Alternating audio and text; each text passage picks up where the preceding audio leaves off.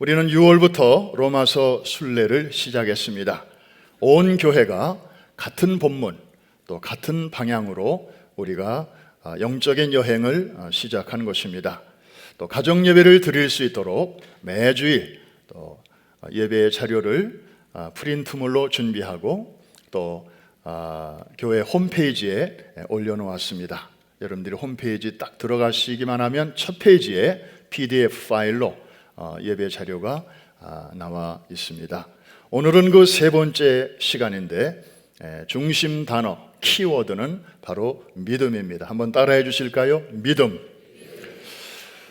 여러분, 우리 삶에서 이 믿음이 얼마나 중요한지 모릅니다. 부부간에도 이 믿음이 참 중요하죠. 서로 믿고 살아가는 부부는 비록 경제적으로 넉넉하지 못해도 거기에 행복이 있습니다. 아주 오래전에 유행했던 한국 가요 중에 잘했군 잘했어 라는 노래 기억하시죠? 영감 왜 불러 이렇게 시작하죠. 뒤뜰에 뛰어놀던 병아리 한 쌍을 보았지 어쨌소? 이 몸이 늙어서 몸보신 하려고 먹었지. 이런 말을 들으면 요새 어떤 마누라는 아이고 자기 몸 하나 저렇게 오래 살려고 별짓을 다 하는구만 뭐 이렇게 흉볼 수도 있지만, 이 아내는 잘했군 잘했어 잘했군 잘했군 잘했어 그러게 내 영감이라지. 마누라 왜 그래요? 외양간에 메어놓은 얼룩이 황소를 보았나? 보았죠. 어쨌나? 친정집 오라비 장가들 미천해 주었지.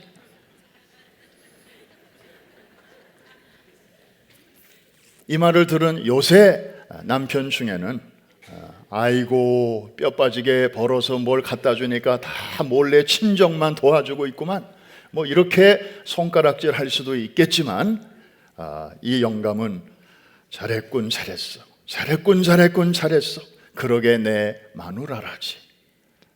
이러면서 서로를 이렇게 세워주고 칭찬해주는 그런 모습이.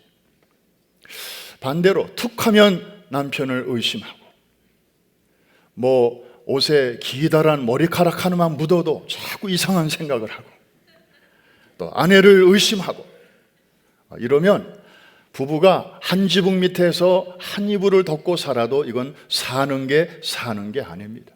한번 따라 하십시다. 사는 게 아니다. 예.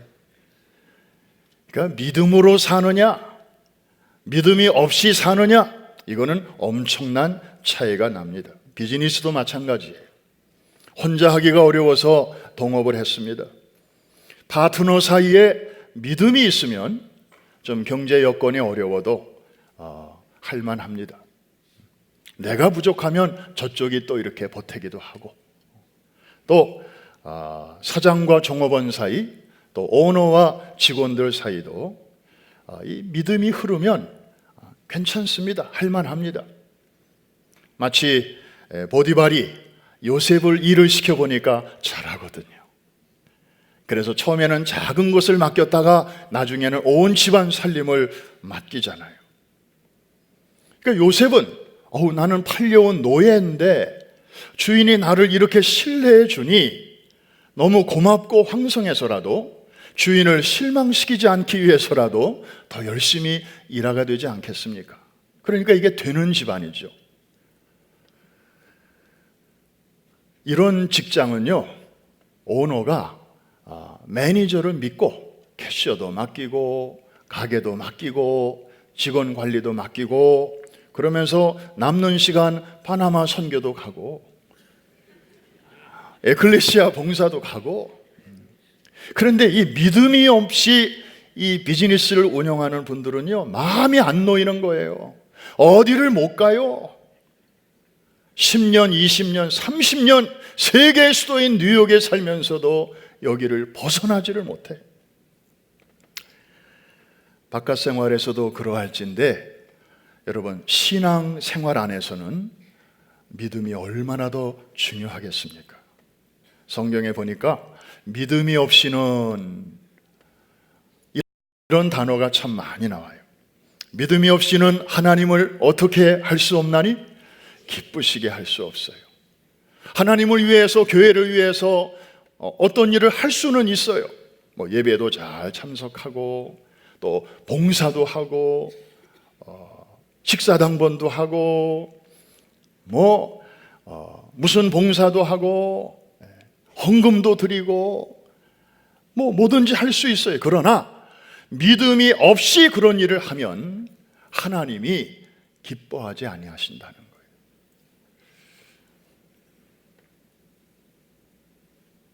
믿음이 없이는 기도할 수도 없고요, 예배할 수도 없고 순종할 수도 없고 무엇보다도 구원을 받을 수가 없습니다. 결국 믿음이 없이는 우리가 할 수 있는 게 신앙 안에서는 하나도 없어요. 해봐야 하나님이 인정하지 아니하세요. 한번 따라해 주시기 바랍니다. 믿음이 없이는 되는 일이 없다. 그러나 반대로 나 가진 재물 없지만, 나 남이 가진 지식 없지만, 건강도 없지만 하나님을 향한 올곧은 믿음만 있으면 그 어떤 것도 행할 수 있고 하나님이 약속하신 모든 다양한 축복들을 나의 것으로 현금화 시킬 수 있고 누릴 수 있게 되는 줄로 믿습니다. 그래서 성경에 나오는 가장 신나는 주님의 말씀 중에 하나가 뭐냐면 한번 따라해 주시기 바랍니다. 내 믿음대로 될지어다. 한 번 더, 내 믿음대로 될지어다. 와, 이 얼마나 신나는 말씀인지 몰라요. 그런데 주의해야 할 점이 있습니다. 야, 내 믿음대로 될지어다 하셨잖아. 그러니까 오케이, 내가 지금 큰 집을 사야 되겠어. 그래서 큰 집 그림을, 사진을 벽에다가 딱 붙여놓고 맨날 아침에 깨어나면 내 믿음대로 될지어다, 저 집아 나에게로 올지어다 막 이러고, 그걸 성경적 믿음이라고 착각하는 사람들도 있습니다. 적극적인 사고방식 혹은 신념, 이것과 믿음을 혼동하는 사람들도 있습니다. 성경이 말하는 믿음과 성경 바깥에서 사람들이 말하는 신념, You can do it, 너 할 수 있어, 난 해내고 말 거야, 아무개야 힘내, 이렇게 스스로를 채찍질하면서 하는 이 신념과는 겉으로 보면 비슷합니다. 어떻게 보면 신념의 사람이 믿음의 사람처럼 보이기도 합니다. 와, 저 사람은 저렇게 믿음이 좋아, 아유 나는 저런 믿음이 참 부럽네. 그런데 안으로 들어가서 보면 이것은 엄청나게 다릅니다. 달라도 그렇게 다를 수가 없습니다. 출발점이 달라요. 잘 들으십시오. 성경적 믿음의 출발점은 어디서부터 시작되는가 하면은 난 할 수 없어, 여기서부터 시작합니다. 저 동네는 난 할 수 있어. 신앙과 전혀 관계없이, 예수님과 전혀 관계없이 그들은 말합니다. 난 할 수 있어, 해낼 수 있어. 그게 그들의 출발점이에요. 그런데 우리의 출발점은 난 할 수 없어. 여러분, 이게 비슷한 겁니까? 이건 어마어마하게 다른 것입니다. 성경 로마서 5장 6절을 보면 할 수 없는 우리의 모습을 저렇게 잘 표현해 주고 있습니다. 우리 같이 한번 큰 소리를 읽겠습니다. 시작. 우리가 아직 연약할 때에 기약대로 그리스도께서 경건하지 않은 자를 위하여 죽으셨도다. 우리가 연약할 때에, 이게 우리의 출발점입니다. 우리의 현 주소입니다. 영어 성경에 보니까 When we were still powerless, still powerless, 우리가 무력할 때, 우리는 하고 싶은 소원은 있어요. 저기까지 가고 싶어요. 그러나 거기까지 갈 능력이 우리 안에는 없어요. 나는 저런 사람이 되고 싶어요. 그러나 그럴 힘이 내 안에 없다 이 말입니다. 바로 그럴 때에 정말 우리가 구원에 이를 만한 그런 준비가 전혀 되어 있지 않을 때에, 그 수준에 도달할 수 있는 그런 자격이 없을 때에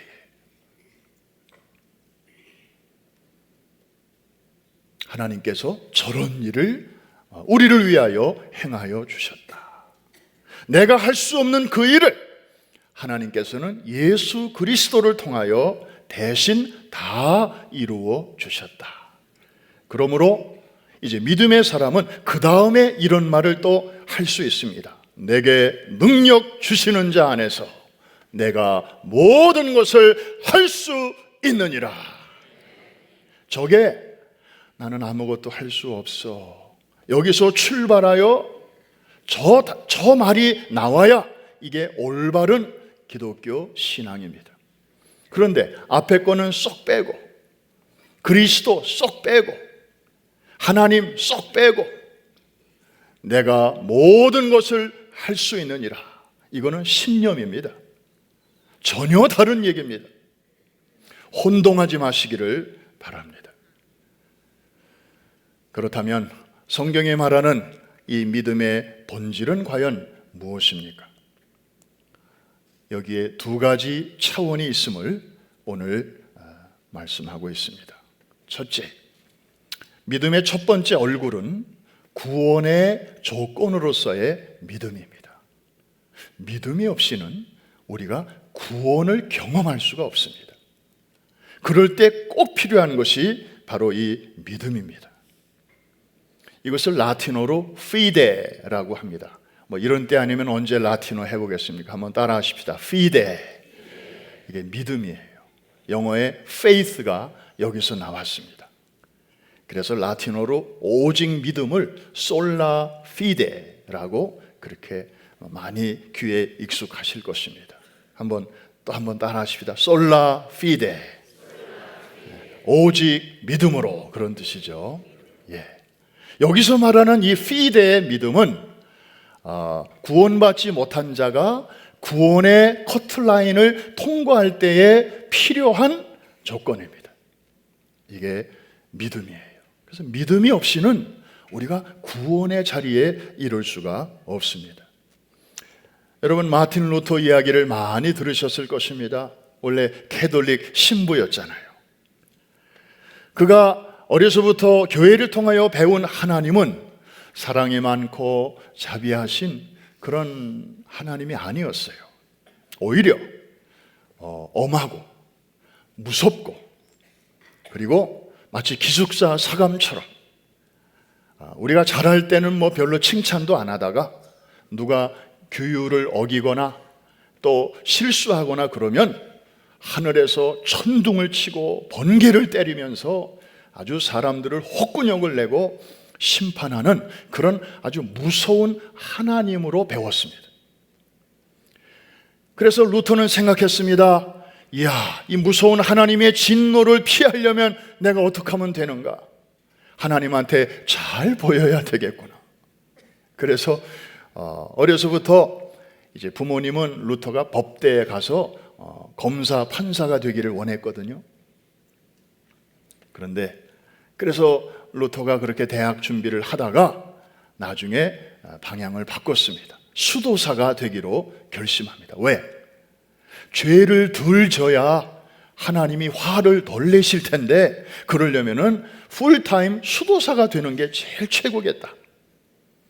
그래서 아침에 눈을 뜨면서부터 잠자리에 들 때까지 그저 성경 읽고 기도하고 금식하고 뭐 수도원 일하고 그러면 될 것 같았어요. 그래서 루터는 수도사가 된 다음에 다른 수도사들보다 항상 한 수를 더 뜨지 않았습니까? 남들보다 한 끼 더 금식하고, 남들보다 1시간 더 기도하고, 남들보다 10장 더 성경을 읽고, 그러면 하나님한테 잘 보일 수 있을 것 같아서, 그러면 마음의 평화가 올 것 같아서. 그런데 이게 웬일입니까? 기대했던 것은 오지 않았습니다. 오히려 그런 일에 열중하면 열중할수록 여전히 오지 않는 마음의 평화, 구원의 확신, 그런 일들로 인해서 좌절과 그리고 어려움을 경험하게 되었습니다. 절망이 커졌습니다. 그러던 어느 날 그가 수도원 한켠에 있는 그 종탑 밑에서 로마서 성경을 읽는 중에 그는 놀라운 것을 발견하게 됩니다. 인생의 터닝 포인트가 거기서 마련이 됩니다. 우리가 죄와 죽음으로부터 구원을 받으려면 우리 안에 하나님이 기뻐하실 수 있는 하나님의 의라고 하는 것이 있어야 되는데, 이게 우리 안에는 없지 않은가?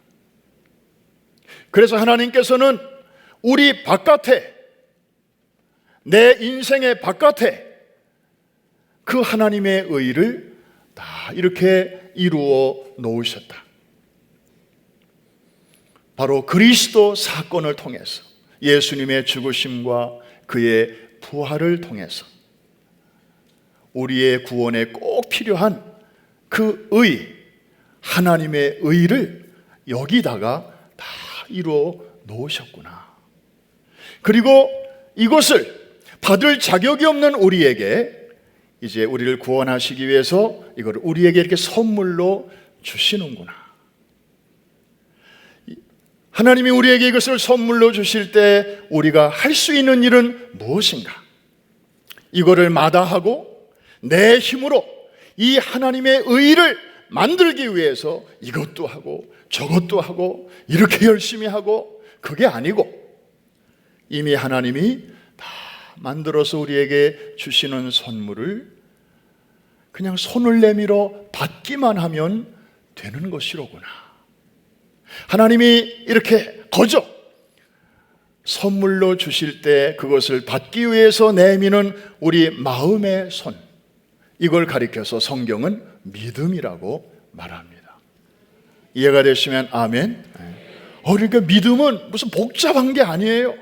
구원에 이르는 믿음, saving faith, 이것은 그냥 주시는 것을 받기 위해서 나도 모르게 내미는 마음의 손. 주시는데 가만히 있을 수 있나요? 뒷짐지고 구경만 할 수 있나요? 이런 걸 다 주십니까? 하고 그냥 이렇게 감사하며 나에게까지. 이게 믿음이거든요. 그래서 구원은 행위로가 아니라 무엇으로 받는다? 믿음으로 받는다는 말이 바로 그 말이에요. So simple. 구원받는 절차가 그렇게 어렵고 그렇게 전문적인 게 아니잖아요. 그러니까 우리는 전도팀들이 밖에 나가서 그냥 짧은 시간 전도하면서 어떤 사람들은 그 선물을 쉽게 받는 사람들이 있어요.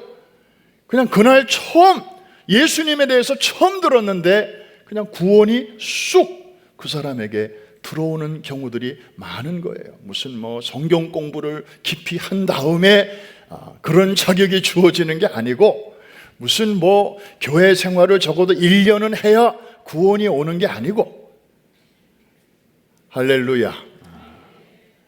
근데 어떤 사람들은 아직도 아무리 하나님이 이렇게 주신다고 하는데도 뒷짐지고 그것을 받아들이지 못하는 사람들이 우리 주변에는 많이 있죠. 생각만 하는 거예요. 저걸 왜 주시나? 혹시 저거 조그만 거 나한테 주고 그 다음에 왕창 뭘 달라고 요구하는 거 아닌가? 혹시 저기에 무슨 숨은 캐치가 있는 거 아닌가? 저 속에 뭐가 들었을까? 의심과 또 여러 가지 생각을 하면서 아직도 손을 내밀지 못하는 그런 사람들이 있을 뿐입니다. 루터는 결국 깨달았습니다. 우리를 구원하시기 위해서 필요한 그 의라고 하는 것은, 하나님의 의라고 하는 것은 우리를 심판하시는 의인 줄 알았는데 그게 아니라 우리를 구원하시는 의였구나. 그게 예수 그리스도의 십자가와 부활 사건을 통하여 우리에게 나타난 것이로구나. 그때부터 루터는 자유함을 얻었습니다. 그래서 로마서 1장 16절에 저 귀한 말씀이 기록되어 있는데, 우리 한번 여러분과 직결되는 말씀이니까 같이 한번 큰 소리로 읽겠습니다. 시작. 내가 복음을 부끄러워하지 아니하노니 이 복음은 모든 믿는 자에게 구원을 주시는 하나님의 능력이 됨이라. 먼저는 유대인에게요, 그리고 헬라인에게로다. 구원은 모든 어떤 자에게 주시는 선물이라고요? 믿는 자에게. 주목하십시오. 모든 자에게 주시는 선물이 아닙니다.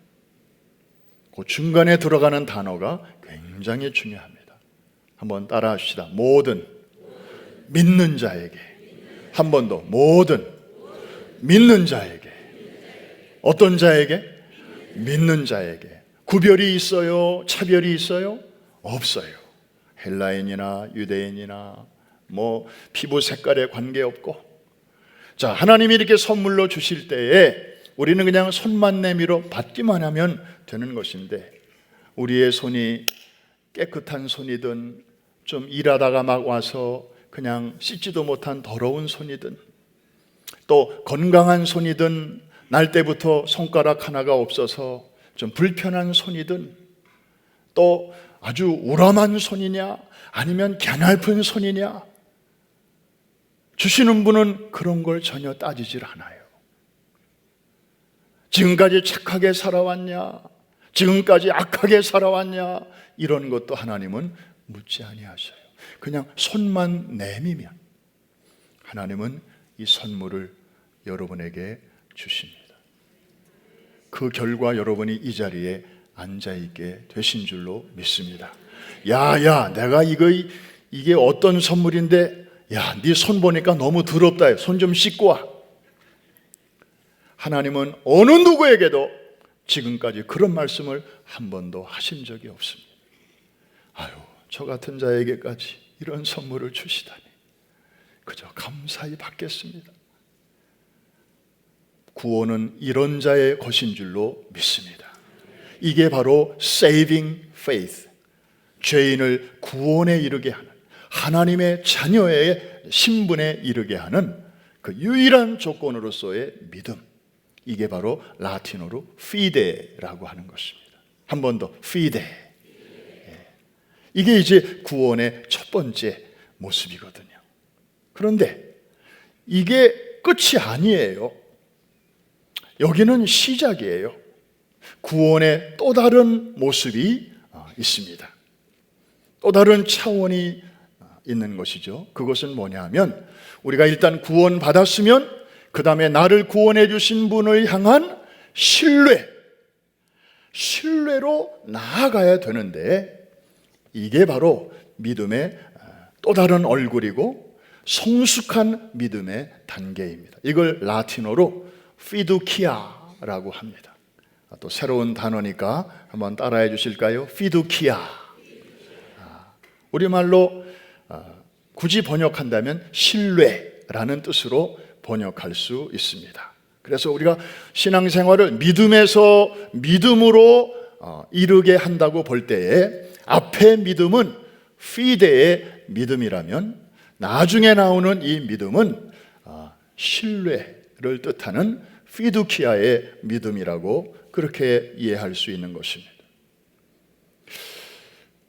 이 신뢰, 아까 제가 설교 처음에 부부 사이에도 믿음과 신뢰가 있어야 행복하다, 또 오너와 직원들 사이에도 이 믿음, 신뢰, 이게 있을 때 정말 신나게 일할 수 있다 하는 말씀을 드렸잖아요.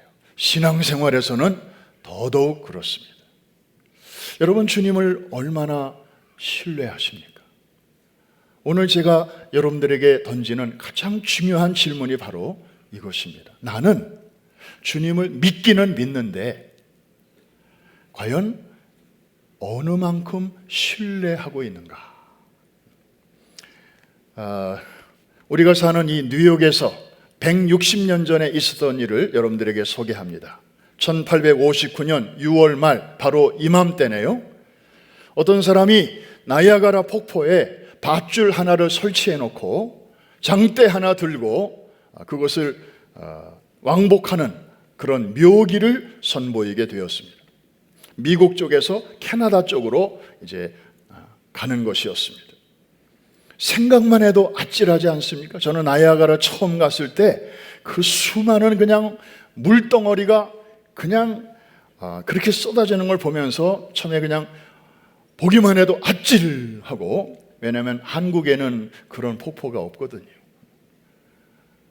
그리고 또 순진하게 무슨 생각이 들었는가 하면은, 이야, 저렇게 많은 물이 막 쏟아지면 내일쯤이면 이제 물이 좀 줄어들겠다. 그런데 웬걸? 1년 후에 가봐도 여전히 물이 그냥, 보기만 해도 아찔한데 그 위에다가 외줄을 걸쳐놓고 거기를 왔다 갔다 한다니 많은 관중들이 모였습니다. 세계 최초였습니다.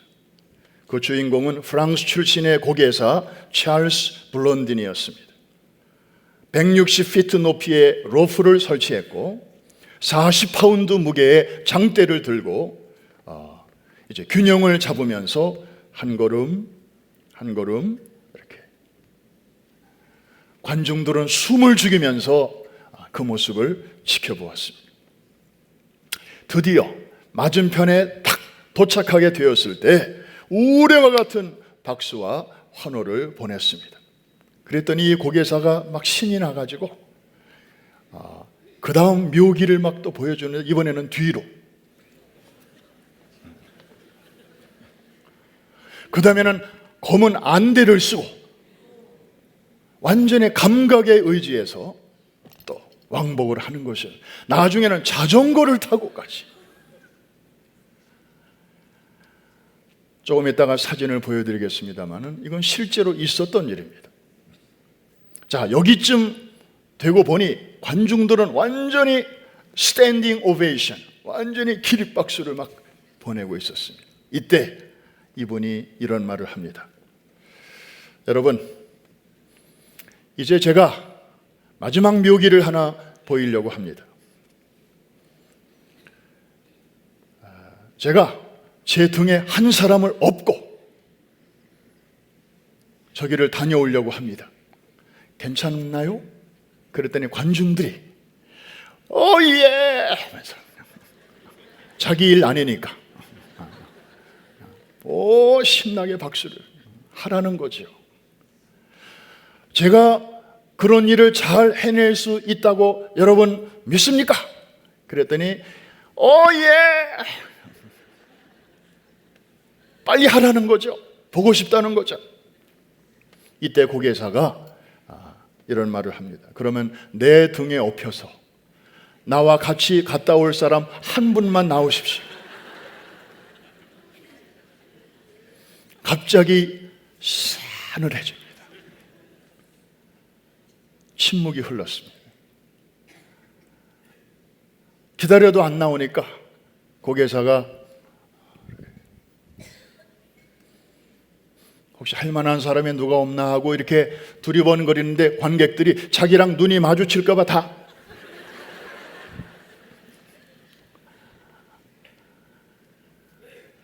결국에 고개사는 맨 앞에 있는 한 중년 가리켜서 올라오시죠. 그랬습니다. 그랬더니 이분이 그냥 올라오는 거예요. 제 등에 업히시죠. 그랬더니 척 올라타는 거예요.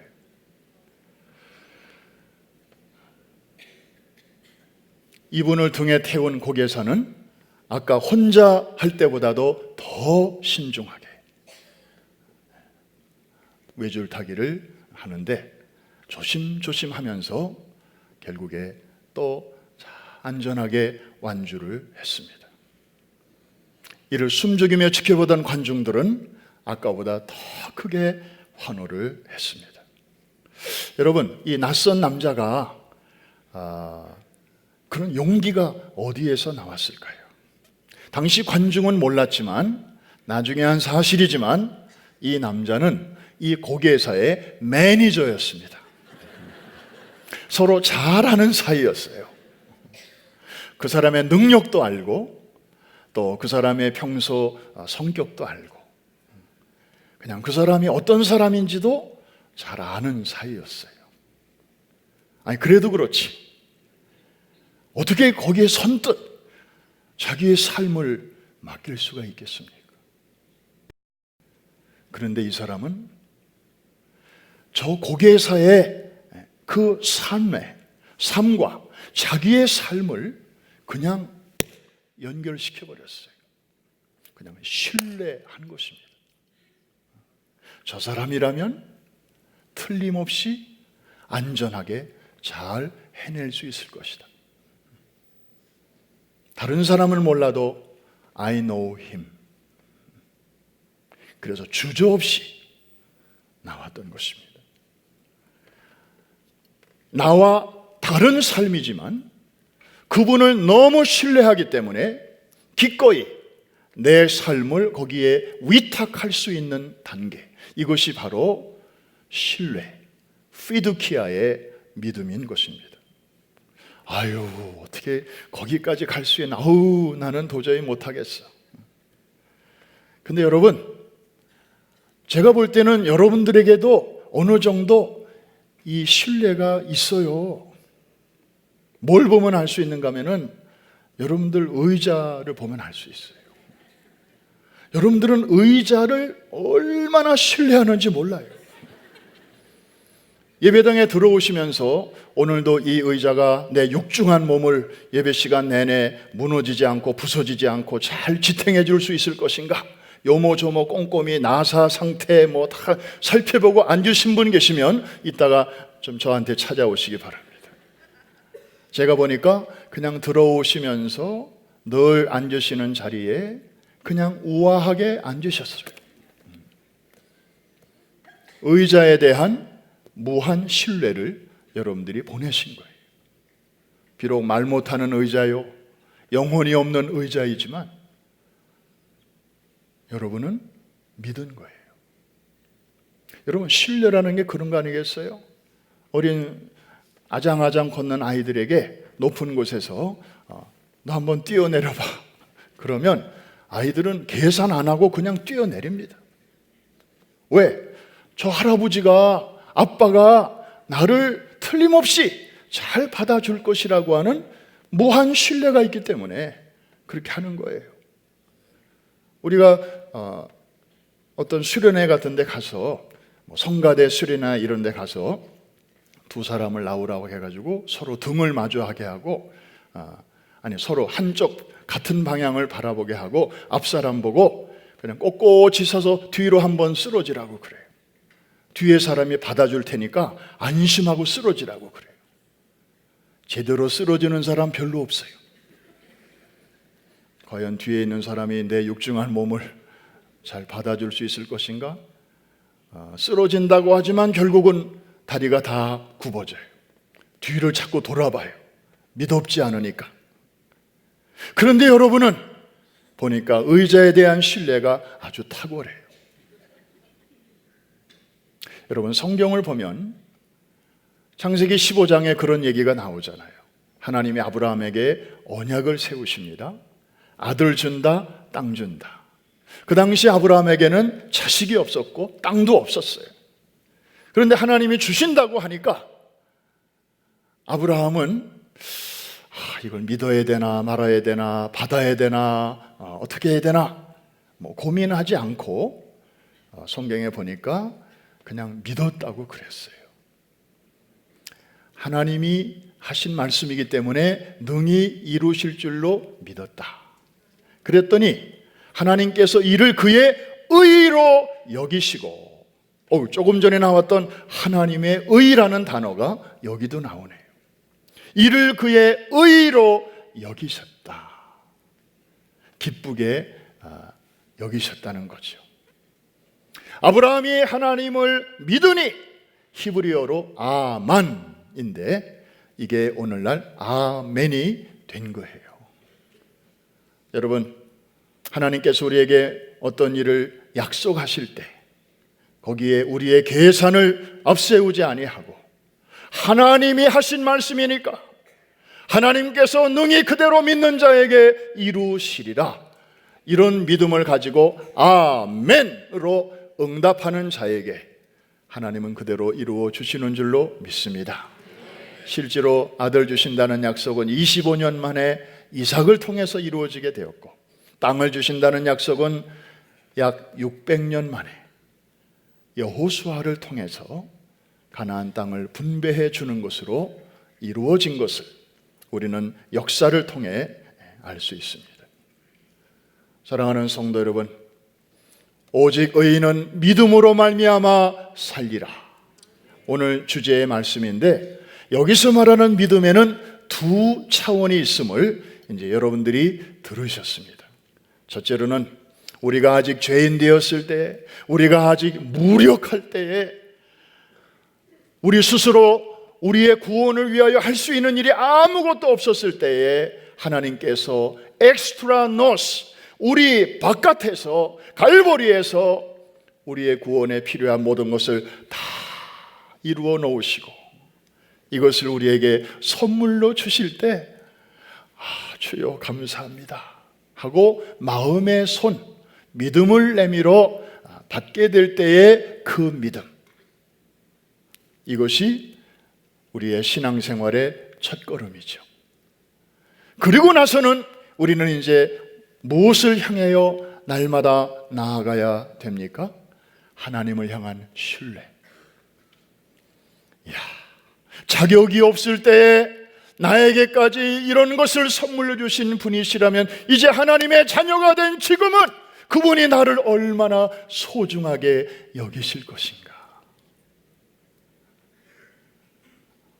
그런 생각을 하면서 하나님을 전적으로 신뢰하며 나아갈 때, 이것이 하나님의 기쁨이 되는 줄로 믿습니다. 이야기 하나 소개하고 오늘 말씀을 마칩니다. 제2차 세계대전 당시에 많은 유대인들이 재산을 몰수당하고 또 포로 수용소에 갇혀서 노역에 종사하다가 독가스를 마시고 사라져가고 있었습니다. 그런데 전쟁이 끝나고 연합군이 독일에 있는 한 유대인 포로 수용소를 수색하게 되었는데, 그때 그 감방 벽 한 구석에 펜도 아니고 깨어진 유리 조각으로 이렇게 긁어놓은 한 유대인이 써놓은 것으로 보이는 한 글귀를 발견하고 가슴이 뭉클해지게 되었습니다. 거기에는 이런 말이 적혀 있었습니다. 비록 지금은 태양이 구름에 가리워 그것을 볼 수 없을지라도 나는 믿네 태양이 여전히 빛나고 있음을. 비록 지금은 그가 침묵하고 계실지라도 나는 믿네 하나님이 여전히 살아 계심을. 여러분, 우리도 이 믿음의 길을 걸어가다 보면 때로는 주님과 동행하는 기쁨이 강물처럼 넘치는 그런 시간들도 있지만, 또 어떤 국면으로 들어가면 정말 하나님 계시기는 한 겁니까? 하나님 도대체 어디에 숨어 계신 것입니까? 오죽하면 어떤 신학자는 성서의 하나님을 숨어 계신 하나님으로 이렇게 표현한 사람도 있었겠습니까? 분명히 세상을 창조하시고 어딘가 계시기는 계시는 것 같은데 내 삶과는 아무런 관계가 없이 계시는 것 같아서 이제 그런 표현을 썼던 것이죠. 우리에게도 왜 그런 순간이 없겠습니까? 이럴 때일수록 우리가 붙들어야 할 말씀이 바로 오늘 말씀입니다. 한번 따라해 주실까요? 오직 의인은 믿음으로 말미암아 살리라. 이 말씀이 성경에서 놀랍게도 구약 성경에 나오고 있습니다. 하박국서 2장 4절.